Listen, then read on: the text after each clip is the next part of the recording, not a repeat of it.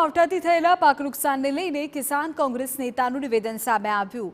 જીરું, ઘઉં, ચણા, રાયડું અને કેરીના પાકને મોટા પાયે નુકસાન થયું હોવાનું પાલ આંબલિયાનું નિવેદન છે।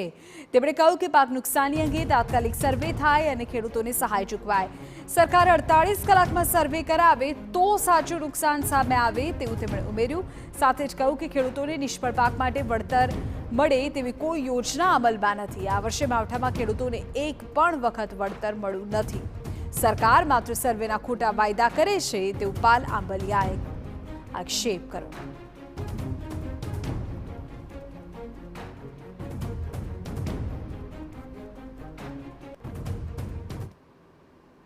રાજ્યમાં છેલ્લા 2 દિવસથી કમોસમી વરસાદ છે તે પડ્યો છે ને તેના કારણે ખેડૂતોને સૌથી વધારે હાલાકી પડી છે। મારી સાથે ખેડૂત આગેવાન પાલભાઈ આંબલિયા છે।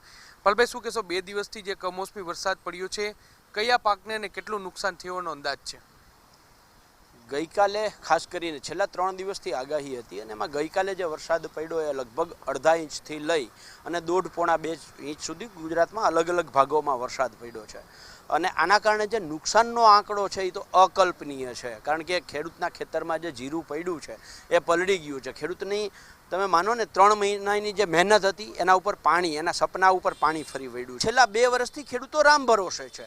એક પણ યોજના ખેડૂતોને પાક નુકસાની સામે જાય તો વીમા કવચવાળી એક પણ યોજના ગુજરાતમાં અમલમાં નથી। ત્યારે ખેડૂતોએ સંપૂર્ણ સરકાર ભરોસે રહેવું પડે છે। ત્યારે TV9ના માધ્યમથી મારી સરકાર સમક્ષ માંગણી છે કે ગુજરાતના ખેડૂતોને જે નુકસાન થયું છે એ તાત્કાલિક સર્વે કરવામાં આવે 2-4 દિવસમાં જ। કારણ કે નહીંતર પછી જીરાનો પાક છે એ ખેડૂત રહેવા નથી દેવાનો, ઘઉં છે એ ખેડૂત બહાર કાઢી લેવાનો, પછી સર્વે કરવા જાય તો મતલબ નથી રહેતો। એટલે 2-4 દિવસમાં તાત્કાલિક સર્વે કરાવી અને એનું વળતર આપવામાં આવે એવી ગુજરાત કિસાન કોંગ્રેસની માંગ છે। પાલભાઈ, શું માનો છો કે કોઈ વિશેષ જે ખાસ સર્વેની સાથે સાથે એક પ્લાનિંગ છે તે કૃષિ વિભાગ છે તેમના દ્વારા કરવામાં આવે? કારણ કે અવારનવાર આ પ્રકારના માવઠાઓ છે તે આવી રહ્યા છે ત્યારે સરકારના દેખાડવાના દાંત અલગ છે, ચાવવાના દાંત અલગ છે। સરકાર ઈચ્છતી જ નથી કે ખેડૂતો પગભર થાય, 2 પાંદડે થાય। આવક ડબલ કરવાની એક બાજુ વાતો થાય છે, બીજી બાજુ જાવક ડબલ થાય છે। જો સરકારને કરવું હોત તો દરેક ગામની અંદર ગ્રામસેવક છે, તલાટી મંત્રી છે, વરસાદ પડે ને 48 કલાકની અંદર જ્યાં જ્યાં વરસાદ પડ્યો છે ત્યાં સર્વે થઈ શકે એમ છે। જે ગામોમાં નથી થયા ત્યાંના તલાટીને અને ત્યાં મોકલી દેવામાં આવે જ્યાં વરસાદ પડ્યો હોય ત્યાં 48 કલાકમાં સર્વે થાય એમ છે। આજે 48 કલાક અત્યારે 24 કલાક પૂર્ણ થઈ છે પણ હજી સુધી સરકારે પરિપત્ર પણ નથી કર્યો કે આનો સર્વે કરવામાં આવે।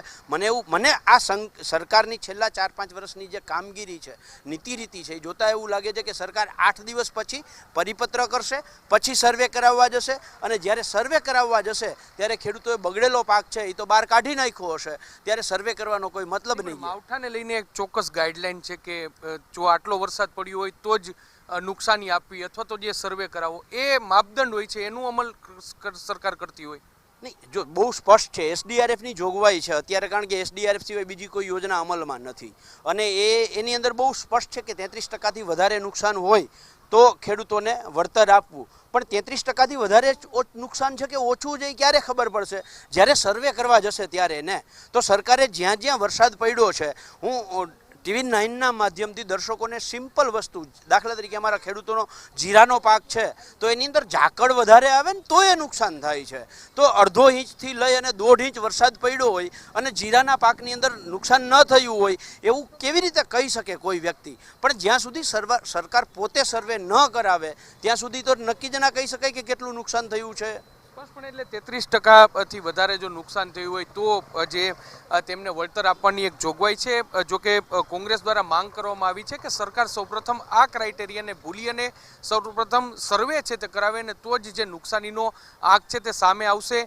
ગઈકાલે જે રીતે કમોસમી વરસાદ પડ્યો છે તેને કારણે ખેડૂતના અનેક પાકોને નુકસાન થયું છે ત્યારે તેમને તાત્કાલિક સર્વે કરી અને વળતર આપવાની માંગ છે તે કરવામાં આવી છે।